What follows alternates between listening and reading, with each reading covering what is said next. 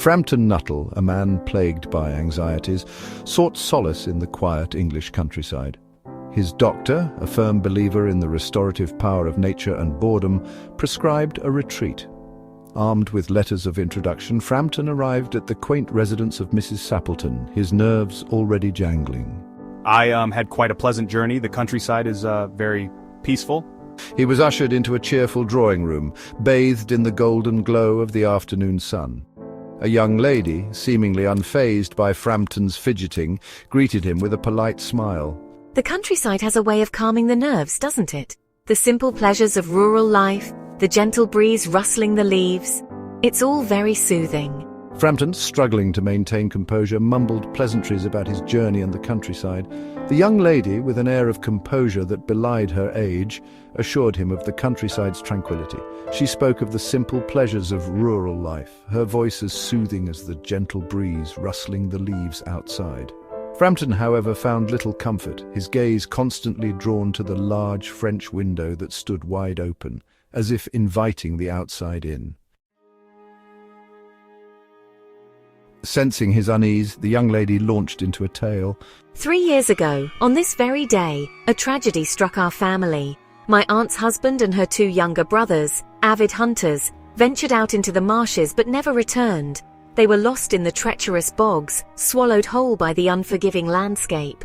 My aunt clings to the hope of their return, keeping the window perpetually open, awaiting their arrival. Framton, captivated by the tragic tale, felt a shiver run down his spine. The open window, once a symbol of serenity, now seemed like a gaping maw, a portal to a tragedy he could barely comprehend. The young lady's voice, though laced with sadness, remained strangely calm, as if she were recounting a well-rehearsed story. Her detached demeanor only amplified the growing unease within Framton. As the sun began to dip below the horizon, casting long shadows across the room, Framton's anxiety reached a fever pitch. The open window, now a black void against the fading light, seemed to pulsate with an unseen dread. I can almost see them, emerging from the marshes, pale and lifeless. He imagined the 3 figures, their faces pale and lifeless, emerging from the marshes, drawn to the light emanating from the house.